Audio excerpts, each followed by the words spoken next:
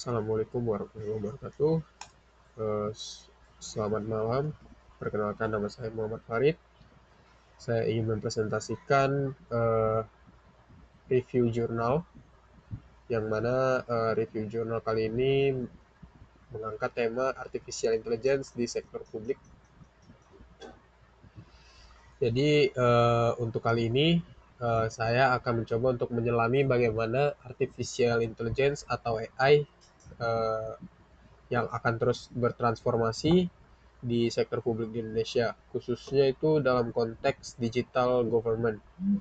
Review ini dilakukan pada tahun 2026 sehingga memberikan gambaran terkini mengenai tampilan AI atau landscape AI di pemerintahan kita.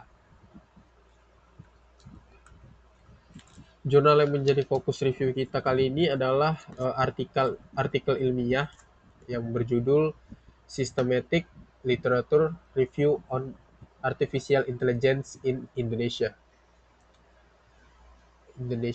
Public Sector Reimagining Digital Government.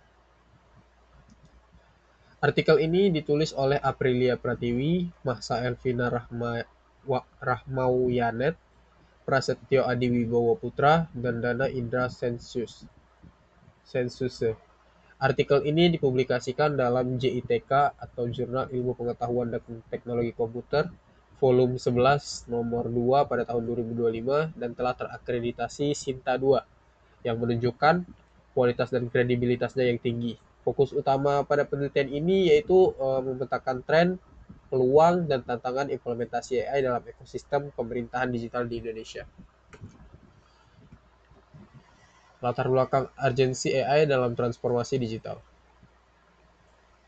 Transformasi digital ini kita semua tahu bahwa bukan lagi sekedar pilihan, melainkan sebuah keharusan bagi sektor publik yang tujuannya itu jelas untuk meningkatkan efisiensi, transparansi, dan kualitas pelayanan kepada masyarakat. Kemudian visi digital government ini, pemerintah Indonesia sendiri itu udah mengadopsi konsep digital government yang berupaya mengintegrasikan teknologi termasuk AI yang mana untuk menciptakan layanan yang lebih responsif, personal, dan mudah diakses untuk seluruh lapisan masyarakat.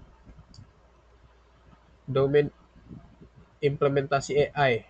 AI di sektor publik Indonesia telah memulai diterapkan di berbagai domain penting, seperti pelayanan publik digital melalui chatbot, pengembangan smart city untuk manajemen perkotaan yang lebih baik, hingga sistem pendukung keputusan berbasis data yang akurat. Kemudian kesenjangan riset. Meskipun demikian, masih terdapat kesenjangan dalam pemahaman komprehensif mengenai faktor-faktor yang mempengaruhi adopsi AI secara empiris di Indonesia. Inilah yang menjadi motivasi utama di balik penelitian ini.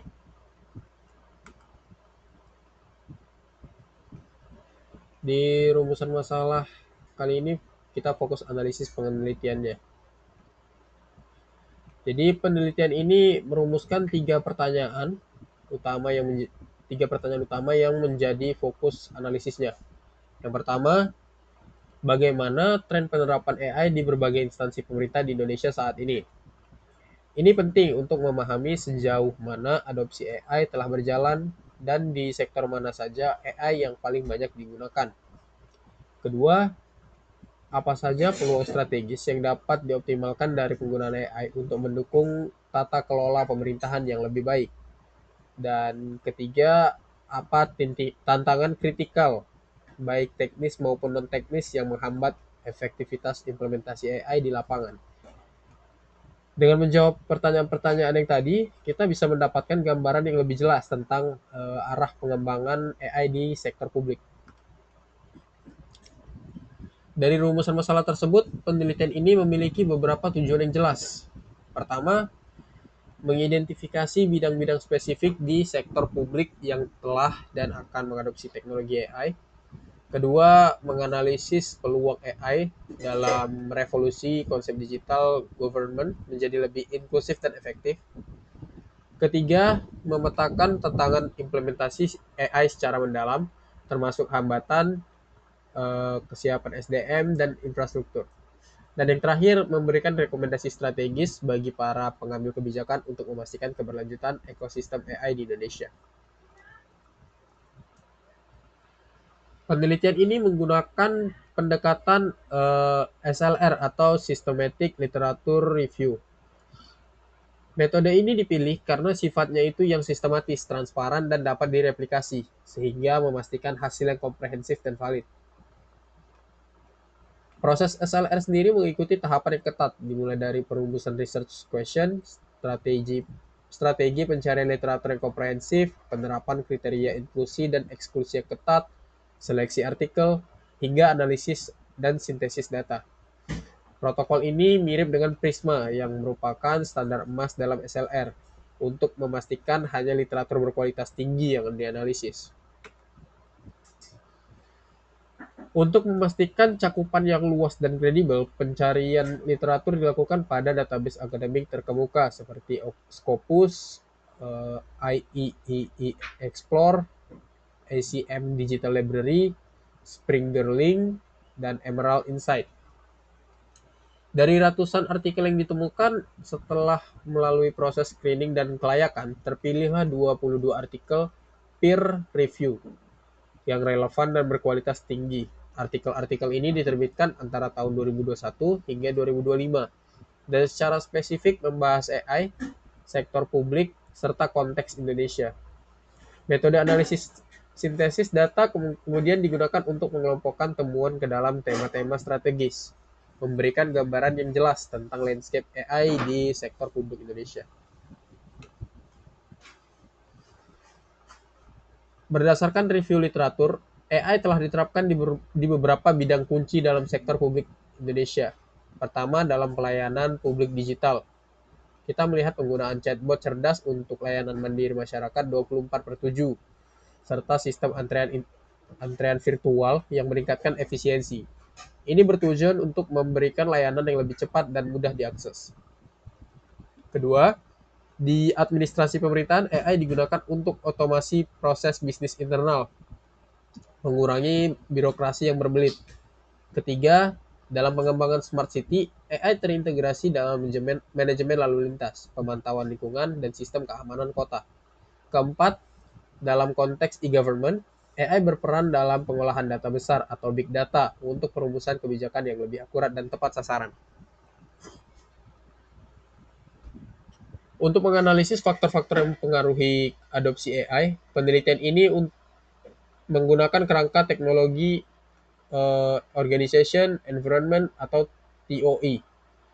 Dari sisi teknologi, fokusnya itu pada kesiapan infrastruktur digital, keamanan data, dan interoperabilitas sistem antar instansi.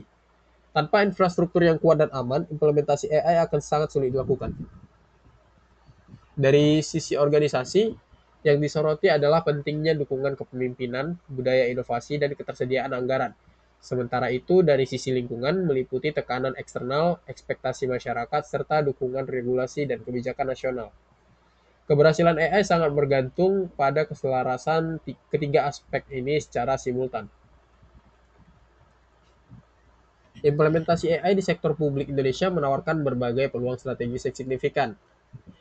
Yang pertama, efisiensi dan transparansi. Jadi AI berpotensi meningkatkan efisiensi operasional dengan mengurangi waktu proses layanan publik dan mengoptimalkan alokasi sumber daya.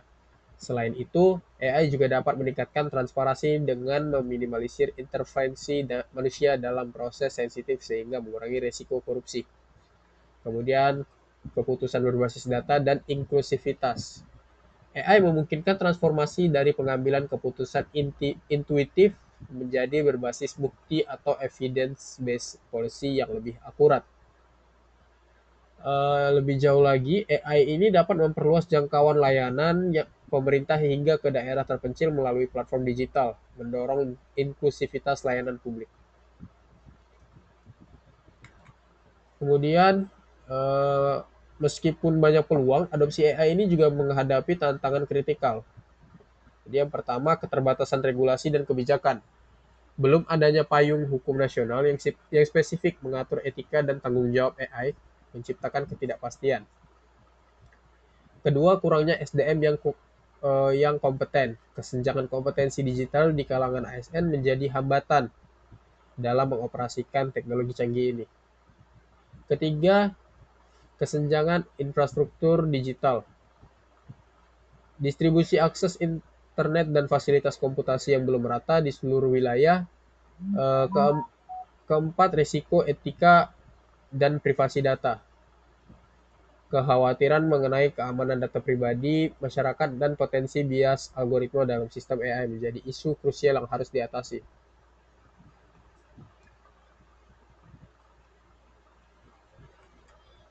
Untuk mengatasi tantangan dan memaksimalkan peluang, ada beberapa faktor keberhasilan utama yang perlu diperhatikan. Pertama, adaptabilitas, yaitu kemampuan organisasi untuk terus berinovasi dan menyesuaikan diri dengan perkembangan teknologi yang cepat. Kedua, pertimbangan etis, memastikan penerapan AI yang bertanggung jawab dengan mengedepankan privasi dan keadilan. Ketiga, kolaborasi multi-shaker. Eh, Kolaborasi multi-stakeholder ini membangun kemitraan strategis antara pemerintah, akademisi, dan juga sektor swasta. Keempat, peningkatan literasi AI, baik bagi masyarakat maupun birokrat untuk meningkatkan kesadaran dan pemahaman mengenai manfaat serta resiko AI. Sebagai penutup dari analisis ini, saya ingin menyampaikan beberapa pandangan kritis. Menurut saya, Indonesia ini sangat memerlukan AI Act, versi lokal yang jelas dan komprehensif untuk memberikan kepastian hukum. Selain itu, investasi pada SDM melalui kepelatihan berkelanjutan bagi ASN yang tidak hanya sebatas teknis, tetapi juga harus mencakup perubahan pola pikir menuju budaya kerja yang lincah dan inovatif. Kemudian AI sendiri harus dirancang untuk memperkuat demokrasi dan transparansi, bukan sekedar alat pengawasan yang mengabaikan privasi. Terakhir, diperlukan riset lapangan atau studi empiris lebih lanjut untuk memvalidasi temuan literatur ini di berbagai daerah dengan karakteristik sosial ekonomi yang berbeda, sehingga kebijakan yang diambil lebih tepat sasaran. Sebagai kesimpulan, AI adalah katalisator utama yang akan membawa Indonesia menuju visi Indonesia Emas 2045 melalui pemerintahan yang cerdas dan efisien. Namun keberhasilan ini tidak hanya ditentukan oleh teknologi semata, melainkan juga oleh kesiapan regulasi, etika, dan kualitas sumber daya manusia.